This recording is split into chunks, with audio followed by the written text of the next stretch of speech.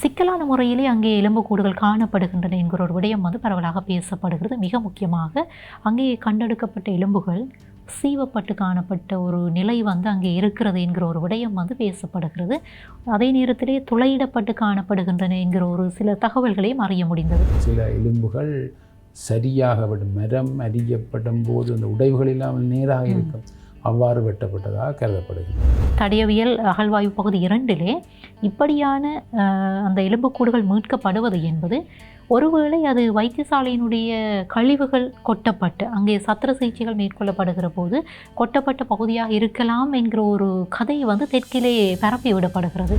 அந்த வைத்தியசாலை கழிவுகள் வேறை, எலும்புக்கூடுகள் வேறு, ரெண்டுக்கும் தொடர்புகள். இந்த சமய வழக்கத்தின்படி அதுவும் மிக முக்கியமாக 10 வயதுக்கு உட்பட்ட குழந்தைகள் என்று சொல்லி சொன்னால் அவர்களை புதைக்கின்ற ஒரு வழக்கம் இருக்குது. அப்படி புதைக்கப்படுகிற போது அவர்கள் விரும்புகிற பொருட்களையும் வைத்து புதைக்கின்ற ஒரு வழக்கம் இருந்திருக்கலாம்.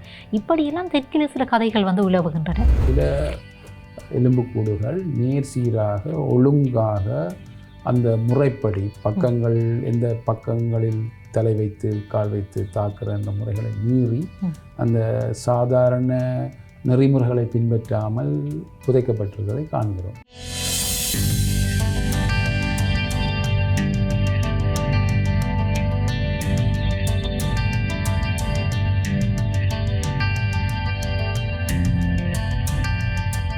வணக்கம் உறவுகளே, மற்றும் ஒரு அகலங்கம் சிறப்பு நிகழ்ச்சியினூடாக இணைந்திருக்கிறோம். இந்த நிகழ்ச்சியை பொறுத்த வரைக்கும் தேவையான விடயங்களை ஒவ்வொரு வாரமும் அழைத்து வந்து கொண்டிருக்கிறோம். இந்த செம்மணி பகுதி மிக முக்கியமாக செம்மணியினுடைய சித்துப்பாத்தி இந்த மயானத்திலே அகழ்ந்து எடுக்கப்படுகின்ற இந்த மனித எச்சங்கள் எலும்புக்கூடுகள் இன்றைக்கு உலகத்தினுடைய மனச்சாட்சிகளை ஒழுக்குகின்ற ஒரு விடயமாக மாறியிருக்கிறது. இந்த பின்னணியிலே நாளுக்கு நாள் அங்கிருந்து வெளிப்படுத்தப்படுகின்ற தகவல்கள் என்பது பேசப்பட வேண்டிய அடுத்த கட்ட நடைமுறைகளை நோக்கி பயணப்பட வேண்டிய அந்த காலத்துடைய தேவை எங்களுக்கு உணர்த்தி நிற்கின்றன. இந்த பின்னணியிலே இந்த விடயங்கள் தொடர்பாகத்தான் இன்றைக்கு இந்த நேர்காணல் அமைய போகிறது. இந்த காணாமல் போனவர்களுடைய உறவுகள் தொடர்பான இந்த வழக்குகளை கையாண்டு வருகின்ற ஒரு சட்டத்தரணி, மிக முக்கியமாக இந்த செம்மணி மட்டுமல்ல, மன்னாரினுடைய அந்த சதோசா புதைகுழி விவகாரம், அது மட்டுமின்றி திருக்கேதீச்சர் அந்த புதைகுழி விவகாரம், கொக்கு தொடுவாய் விவகாரம் என்று சொல்லி பல்வேறு தளங்களிலே பணியாற்றி இருக்கக்கூடிய ஒருவர். அவரைத்தான் இன்றைக்கு நாங்கள் அழைத்து வந்திருக்கிறோம். அவரோடு தான் இன்றைக்கு நிகழ்ச்சி பயணப்பட போகிறது. வரவேற்கலாம். வணக்கம். வணக்கம். உங்களை நாங்கள் அன்போடு வரவேற்றுக் கொண்டு இந்த செம்மணி சித்துப்பாத்தி இந்த மயானத்திலே அகழ்ந்து எடுக்கப்படுகின்ற இந்த எலும்புக்கூடுகள் தொடர்பான விடயங்கள், இந்த விடயங்கள் இன்றைக்கு உலகத்தினுடைய மனச்சாட்சிகளை உலுக்குகின்ற அதிர வைக்கின்ற ஒரு விடயமாக மாறியிருக்கிறது. மிக முக்கியமாக 2ஆம் கட்டத்தினுடைய அந்த அகழ்வுகள் இடம்பெற்று கொண்டிருக்கின்றன. அதுவும் இன்றைக்கு நாங்கள் நிகழ்ச்சியை பதிவு செய்து கொண்டிருக்கிற இந்த நாளிலே முக்கியமாக 2 எலும்புக்கூடுகள் அடையாளப்படுத்தப்பட்டிருக்கின்றன. மொத்தமாக 81 எலும்புக்கூடுகள் அகழ்ந்து எடுக்கப்பட்டிருக்கின்றன. 90 எலும்புக்கூடுகள் மொத்தமாக இன்றைக்கு வரைக்கும் அடையாளப்படுத்தப்பட்டிருக்கின்றன. இந்த 2ஆம் கட்டம் ஆரம்பிக்கப்பட்டு நான் நினைக்கிறேன் கிட்டத்தட்ட 7, 8, 5, 3 என்று சொல்லி இந்த எண்ணிக்கை என்பது அது அதிகரித்து கொண்டும் குறைந்து கொண்டும் இப்படி அது வழிபட்டு கொண்டிருக்கிறது. களத்திலே பணியாற்றுகின்ற ஒருவர் என்கிற அடிப்படையிலே உங்களுடைய அவதானிப்புகள் என்னவாக இருக்கின்றன? நாளாந்தம் அகழ்வு பணி நடைபெற்று கொண்டிருக்கின்றது. அகழ்வு பணியில் பேராசிரியர் ராஜ் சுமதவாவின் குழுவினரும் சட்ட வைத்திய அதிகாரி செல்லையா பிரணவனின் தலைமையில் பல வைத்தியர்களும் பிரதேச சபை ஊழியர்களும் சோகோ போலீசார்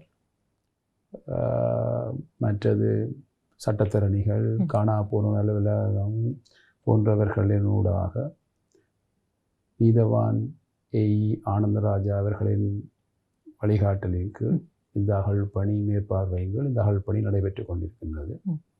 ஆனால் இந்த அகழ்வு பணியின் போது கூடி குறைகிற விடயங்கள் அந்த வேலைகளை பொறுத்திருக்கின்றன. உடனடியாக எடுக்க முடியாது. உங்களுக்கு தெரியும், அகழ்வு செய்யும் போது கவனமாக பாதுகாப்பாக அவை அகழப்பட வேண்டும். உரிய முறையில் நீதிமன்ற பாதுகாப்புக்கு வழங்கப்பட்டு சட்ட வைத்திய அதிகாரிக்கு கையளிக்கப்பட வேண்டும், பதிவு செய்யப்பட வேண்டும், வரைவுகள் கீறப்பட வேண்டும், அதற்கான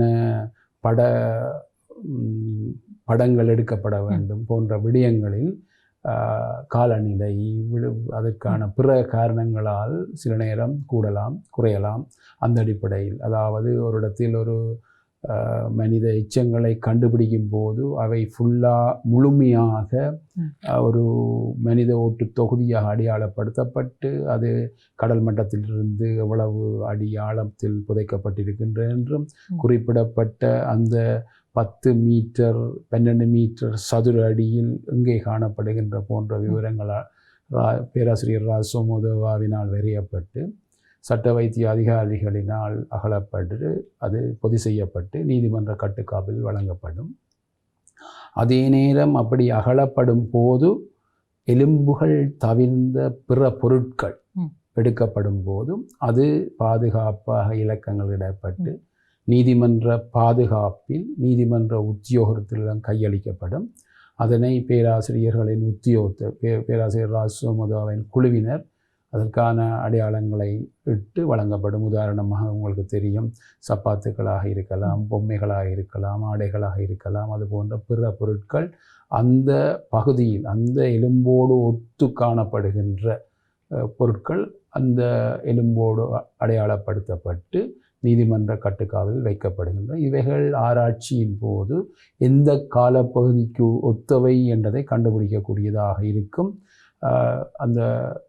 அதுக்கான அறிக்கைகள் சமர்ப்பிக்கப்படும் போது உரிய நிபுணர்கள் அது சம்பந்தமான அறிக்கைகளை நீதிமன்றத்துக்கு சமர்ப்பிப்பதால் இந்த அகழ்வின் பிற்பாடு இடைக்கால அறிக்கைகளும் சமர்ப்பிக்கப்படுற வளமைகள் இருக்கின்றன. இந்த பின்னணியிலே கடந்த வாரம் நீதிமன்றத்திலே மன்றுக்கு அறிக்கை சமர்ப்பிக்கிற போது பேராசிரியர் ராஜசோமதேவ் அவர்கள் ஒரு விடயத்தை குறிப்பிட்டிருந்தார். மிக முக்கியமாக அவர் குறிப்பிட்டிருந்த அந்த 3 விடயங்களில் இந்த பகுதியிலே குற்றவியல் சம்பவங்கள் இடம்பெற்றதற்கான சான்றுகள் காணப்படுகின்றன என்று சொல்லி அவர் குறிப்பிட்டிருந்தார். எனினும் மேலதிகமான அகழ்வுகள் ஆய்வுகள் தேவை என்பதையும் அவர் சுட்டிக்காட்டியிருந்தார். அதே நேரத்திலே இங்கே சிக்கலான முறையிலே உடல்கள் புதைக்கப்பட்டிருக்கின்றன என்கிற ஒரு விடயத்தையும் அவர் சுட்டிக்காட்டியிருந்தார். உறுதிப்படுத்தப்படாத சில தகவல்களும் இந்த சமூக வழியிலே பரவுவதையும் நாங்கள் அவதானிக்கக்கூடியவாறு இருக்குது. மிக முக்கியமாக இன்றைக்கு இந்த தடயவியல் அதாவது குற்றவியல் சம்பவங்கள் நடைபெற்ற அந்த தடயவியல் அகழ்வு பகுதி 2 சிக்கலான முறையிலே அங்கே எலும்புக்கூடுகள் காணப்படுகின்றன என்கிற ஒரு விடயம் பரவலாக பேசப்படுகிறது. மிக முக்கியமாக அங்கே கண்டெடுக்கப்பட்ட எலும்புகள் சீவப்பட்டு காணப்பட்ட ஒரு நிலை அங்கே இருக்கிறது என்கிற ஒரு விடயம் பேசப்படுகிறது.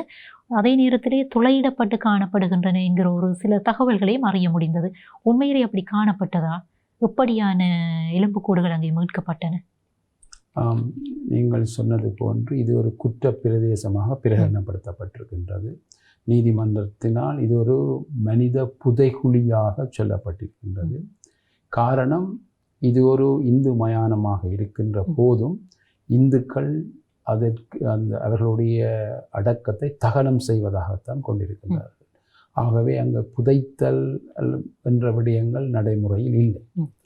அது மட்டுமில்லை, நீங்கள் பார்க்கக்கூடியதாக இருக்கும், நீங்கள் இந்த பத்திரிகைகளில் வீடியோக்களில் இந்த பத்திரிகை செய்திகளில் பார்த்தாலும் ஒரு முறையாக சீராக புதைப்பதற்கான வழிமுறைகள் அங்கே அவை வைக்கப்பட்டு இல்லை. உதாரணம்னு சொன்னால் அந்த வளர்த்தி விட்டுன்னு சொல்லுவார்கள், அது நேராக அந்த உடல்கள் புதைக்கப்பட்டிருக்கின்றது தான் சாதாரண கிறிஸ்தவர்களுடைய சேமக்காலையில் நீங்கள் போனீங்கன்னா அதை அகழ்ந்து பார்த்தால் தெரியும். அதே மாதிரி எவர் புதைக்கிறதுனால அது ஒரு முறை இருக்குது. எந்த பக்கத்தில் தலை வைக்கிறது, எந்த பக்கத்தில் கால் வைக்கிறது, எப்படி நீட்டியவாறு இருக்கின்றது போன்ற விடயங்கள் இருக்குது. ஆனால் இங்கு அவ்வாறு இல்லை. பார்க்க தெரியுது இது ஒரு குற்றம் நடந்த இடம்.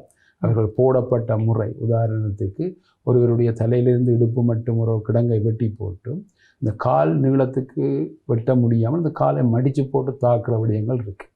அவ்வாறான செயற்பாடுகள் இருக்குது. மற்றது ஒரு நேர் சீராக இல்லாமல் ஏற்றன் ரக்கமாக பதிகிறது. அப்படி பல முறைகளில் இந்த அகழ்வு அந்த இடத்தில் அகழ்ந்தெடுக்கப்படுகின்ற எலும்புக்கூடுகள் காணப்படுகின்றபடியால் இது எவர் பார்த்தாலும், சாதாரண கண்ணில் பார்த்தாலும் தெரியும் இங்கே ஒரு குற்றம் நடந்திருக்கு, ஒரு பாரதூரமான குற்றம், இன அழிப்பு என்றே சொல்லலாம். இவ்வாறு நடைபெற்றிருக்கிறது என்பதை காணக்கூடியதாக இருக்கும். ஆனால் இது முற்றுமுழுதாக நிபுணர்களின் அறிக்கைகளில் தான் தங்கியிருக்கு. உதாரணமாக இது போஸ்ட்மார்ட்டம் என்று சொன்னால் அதில் உடல் இருக்கும், அதில் வெட்டு காயங்கள் இருக்கும், இரத்தப்பெருக்கு இருக்கும், பார்க்க இலகுவாக இருக்கும். இது இந்த எலும்புகளை மட்டும் வைத்துத்தான் இந்த அறிக்கைகள் சமர்ப்பிக்கப்பட வேண்டியிருக்கு. அதற்கு சட்ட வைத்திய அதிகாரிகளினால் தடயவியல் சம்பந்தமாக சரி, இது சம்பந்தமாக இவர்கள் எந்த வயதினுடையவர்கள், மற்றது இவர்கள் ஆணா பெண்ணா, மற்றது கொலைக்கான காரணம் என்பது அந்த எலும்புகளில் ஏதாவது வெட்டு காயங்கள் இருந்தால் அல்லது சுட்டு காயங்கள் இருந்தால், அதாவது எப்படி கொலை செய்யப்பட்டிருக்கிறார்கள் என்கிற விடயத்தை பற்றி பேசலாம். எப்படி கொலை என்றது சில விடயங்கள் அதில் இருக்குமாக இருந்தால் மட்டும்தான் சொல்லக்கூடியதாக இருக்கும். அவர்கள் மூச்சு துணரால் இருக்கிற அப்படியான விடயங்களில் சில நேரம் அது கஷ்டமாக இருக்குது. இந்த நிபுணர்கள் தான் இந்த அறிக்கைகளை சமர்ப்பிக்க வேண்டிய தேவை இருக்குது. இது ஒரு இதுக்கு இலங்கையிலும் இதுக்கான சட்ட ஏற்பாடுகள் குறைவு. ஒரு பிண பரிசோதனை செய்வதற்கான ஏற்பாடுகளின் கீழ் தான் இவ்வாறு நடைமுறையில் இருக்குது. இது சம்பந்தமான புது அறிக்கைகள், இதுக்கு சம்பந்தமான விதிகளை உருவாக்குவதற்கு டாக்டர் கேவகே அவர்கள் முயற்சிகளை மேற்கொண்டு இருந்தார்கள். அதெல்லாம் நடைமுறையில் இருந்து கொண்டிருக்கு. இன்னும் ஒரு உத்தியோகபூர்வமாக ஒரு கோட்பாடு வடிவில் வரையில் சாதாரண சட்ட நடைமுறையின் கீழ் தான் இவ்வாறான அகழ்வு பணிகள் நடைபெற்று கொண்டிருக்கின்றன. அதற்கு இப்போது குறிப்பாக சொல்லப்போனால் காணாப்போன ஒரு அலுவலகம் என்ற ஒரு அலுவலகம் இருப்பதனால் அவர்கள் தமக்கு வழங்கப்பட்ட வேலைகளின் கடமைகளின் நிமித்தம் இவ்வாறான விடயங்களை செய்து கொண்டிருக்கிறார்கள். அங்கே கண்டுபிடிக்கப்பட்ட எலும்புக்கூடுகளிலே மிக முக்கியமாக சீவப்பட்டது போன்ற வெட்டப்பட்டது போன்ற பகுதிகள் அங்கே கண்டுபிடிக்கப்பட்டனவா? சில இடங்களில் எலும்புகள் கண்டுபிடிக்கப்பட்டன. அதாவது பேராசிரியர் ராஜ் சோமதோ அவர்களினால் ஏற்கனவே உங்களுக்கு தெரியும், இந்த சிந்துபாத்தி மயானத்திலே கட்டுமான பணிகளை மேற்கொள்ளுவதற்காக தோண்டப்பட்ட போதுதான் இந்த எலும்புகள் கிடைக்கப்பட்டன. அவைதான் முதலாவது குழியாக காணப்படுகின்றன. இரண்டாவது குழி 2011ஆம் ஆண்டு சேட்டலைட் படத்திலே காணப்பட்ட இடத்தில் இந்த இடம் அசைவுகள் மாற்றங்கள் ஏற்பட்டதன் அடிப்படையில் அதனை அகழ வேண்டும் என்று அவருடைய கருத்திற்கு அமைவாகத்தான் அது அகழப்பட்டு கொண்டிருக்கின்றது. அந்த இடத்தில் அகழ்ந்த போதுதான் இவ்வாறான ஒரு சில எலும்புகள் சரியாக மரம் அறியப்படும் போது அந்த உடைவுகள் இல்லாமல் நேராக இருக்கும், அவ்வாறு வெட்டப்பட்டதாக கருதப்படுகின்றது. அது உரிய நிபுணர்கள் தான் அது சம்பந்தமான தெளிவான அறிக்கைகளை நீதிமன்றத்திற்கு சமர்ப்பிக்க வேண்டிய தேவை இருக்கிறது. அப்படியானால் ஏதோ ஒரு காரணத்திற்காக அங்கே வெட்டப்பட்டிருக்கிறது. மிக குறிப்பாக குறிப்பிட போனால், அதாவது நீங்கள் குறிப்பிட்டதை போன்று மரம் அறிதலை போன்று அறியப்பட்ட எலும்புக்கூடுகள் காணப்படுகின்றன. வாளாலேயோ கத்தியாலேயோ அவ்வாறு வெட்ட முடியாது என்று சொல்லப்படுகிறது. வாளால் கத்தியால் வெட்ட முடியாது. அப்படி வெட்டி இருந்தால் அது உடைய பார்க்கும், நேராக சரிசமனாக அந்த பாதியாக இருக்காது என்ற ஒரு கருத்து அங்கே நிலவப்படுகிறது. அது நீதிமன்றத்தில் அறிக்கை சமர்ப்பிக்கப்படவில்லை. அங்கு பார்த்தவர்கள் சாதாரண கண்களுக்கு அவ்வாறு தென்படுகின்றன. இதே நேரத்திலே இந்த விடயம் தொடர்பாக தெற்கிலே சில கருத்துக்கள் பரவி வருவதை நாங்கள் அவதானிக்கக்கூடியவாறு இருக்கிறது. புத்திஜீவிகள் மட்டத்திலே தெற்கினுடைய ஊடகங்கள் மத்தியிலே இந்த மிக முக்கியமாக நீங்கள் குறிப்பிடுகிற இந்த பேராசிரியர் ராஜ் சோமதேவ் அவர்களாலே அடையாளப்படுத்தப்பட்ட இந்த சேட்டலைட் இமேஜ் ஊடாக அடையாளப்படுத்தப்பட்ட அந்த பகுதியினுடைய, அதாவது தடயவியல் அகழ்வாய்வு பகுதி 2 இப்படியான அந்த எலும்புக்கூடுகள் மீட்கப்படுவது என்பது ஒருவேளை அது வைத்தியசாலையினுடைய கழிவுகள் கொட்டப்பட்டு அங்கே சத்திர சிகிச்சைகள் மேற்கொள்ளப்படுகிற போது கொட்டப்பட்ட பகுதியாக இருக்கலாம் என்கிற ஒரு கதை தெற்கிலே பரப்பி விடப்படுகிறது. இந்த கருத்தை நீங்கள் எப்படி பார்க்கிறீர்கள்? இது சம்பந்தமாக பேசப்பட்டது. இதுக்கு ஒரு வழக்கம் இருப்பதாக சொல்லப்படுகின்றது. இது இப்போ தற்போதுதான் அது நடைபெற்றிருக்கின்றது. அந்த வைத்தியசாலை கழிவுகள் வேறை, எலும்புக்கூடுகள் வேறை, ரெண்டுக்கும் தொடர்புகள் இல்லை. அவ்வாறு கொண்டு வரப்பட்ட வைத்தியசாலை கழிவுகள் ஒரு இடத்தில் கொட்டப்பட்டிருக்கின்றது. அது சம்பந்தமாக இதிலே ஒரு சிந்துபாத்தி இந்து மயான நிர்வாக சபையினர் இருக்கிறார்கள். அவர்களுடைய அனுமதியை பெற்று தான் அது நடைபெற்றிருக்கின்றது. அது ஆரம்ப காலங்களிலே, தற்போது மிக குறுகிய காலத்தில் அந்த விடயம் நடைபெற்றிருக்கிறது. அதாவது குறித்தமையான பகுதியில் நடைபெற்றிருக்கிறது. அதுக்கான இடமும் காட்டப்பட்டிருக்கிறது. ஆனால் அந்த இடம் எங்கே இருக்கிறது? அது பின்னுக்கு இருக்கின்றது. அதாவது இது முன்பகுதியில் இருக்கின்றது. அதாவது நாங்கள் இப்போ அகழுகின்ற பகுதியில் இருந்து கிழக்கு பக்கமாக இருக்கின்றது, அது மேற்கு பக்கமாக இருக்கின்றது. ஆனால் அந்த பகுதியை உரிய முறையில் அவர்கள் மூடவில்லை. அதாவது வெள்ள காலப்பகுதியில் அவை மேலெழுகிற தன்மைகள் காணப்பட்டது. ஆனால் பிற்பாடு அவைக்குரிய செயற்பாடுகள் செய்யப்பட்டிருக்கிறதாக சொல்லப்படுகிறது. அப்படியானால் உங்களுடைய கருத்தினுடைய பிரகாரம், உங்களுடைய கள அவதானிப்புகளுடைய பிரகாரம் இப்படியான கருத்துக்கள் பரப்பப்படுவது என்பது தற்பொழுது அகழ்வுகள் மேற்கொள்ளப்படுகின்ற பகுதியில் இந்த சம்பவங்கள் நிகழவில்லை என்பது உறுதிப்படுத்தப்படுகிறது.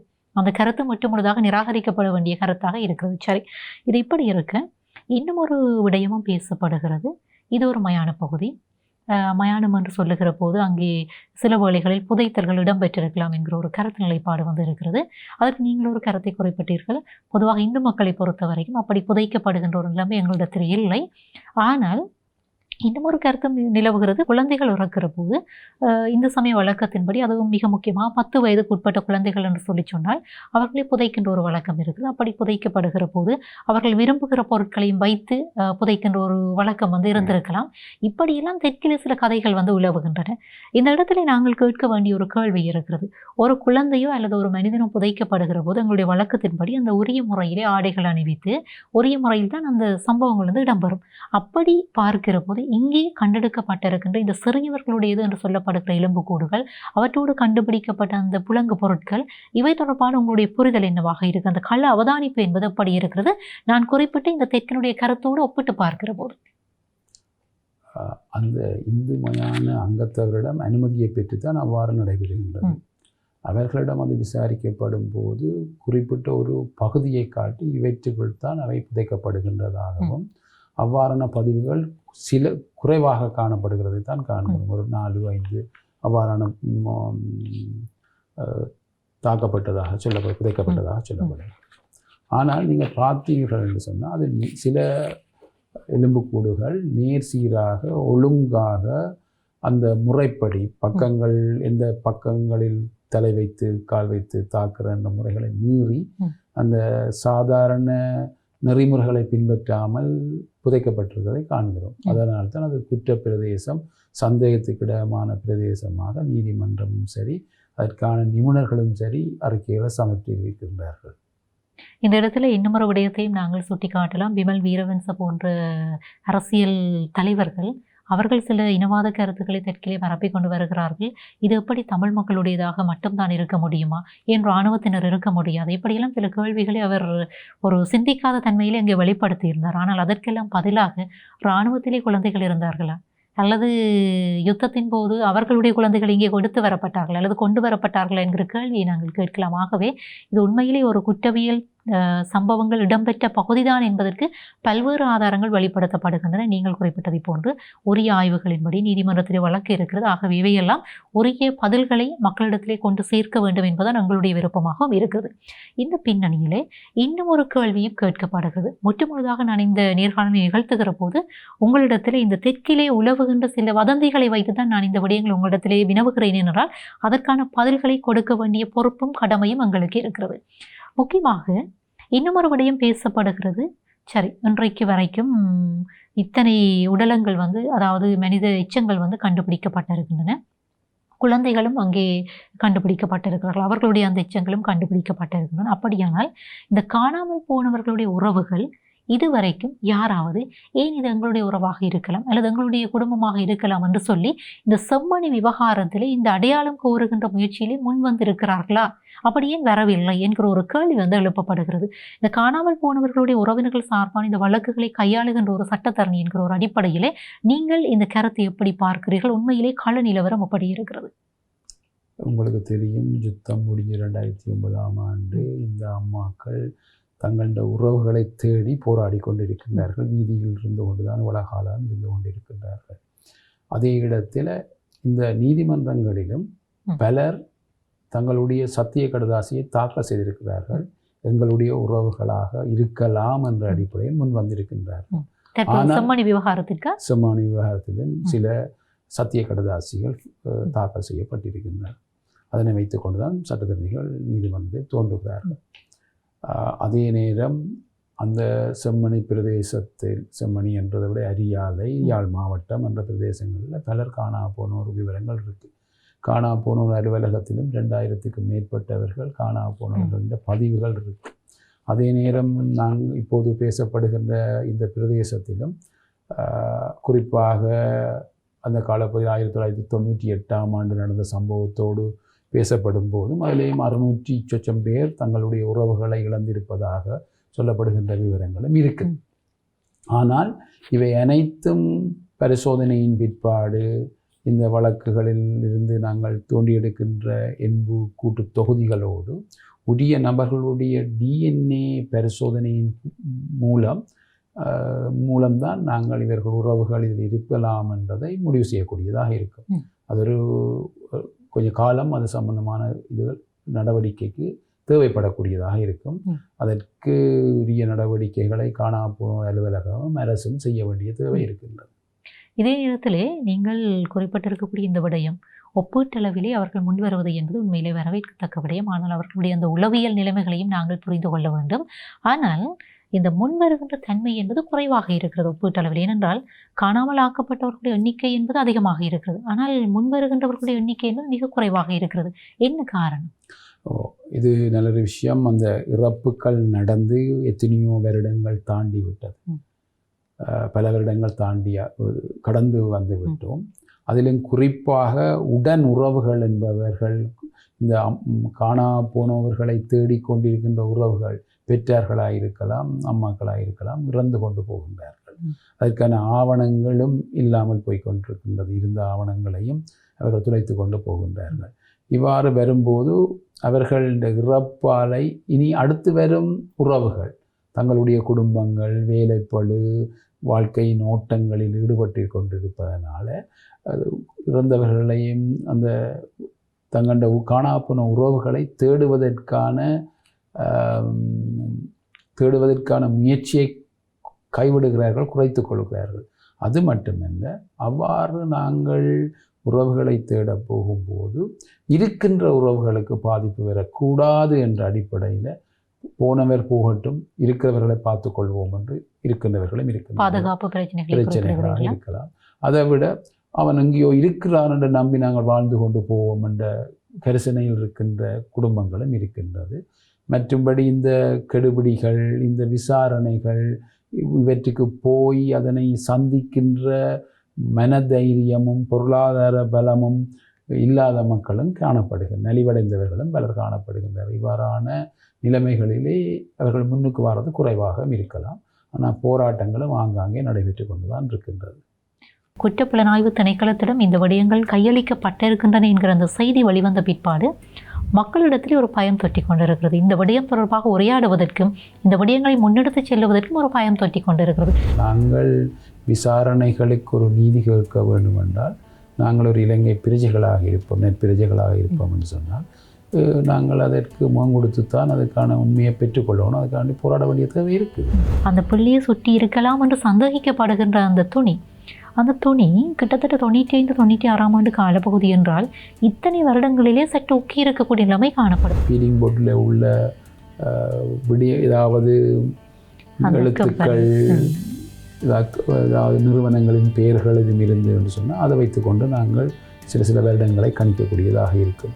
உதாரணத்துக்கு நீங்கள் பார்த்தீங்கன்னு சொன்னால் ஏற்கனவே எடுக்கப்பட்ட அந்த பாட்டா பாதணியில் 6வது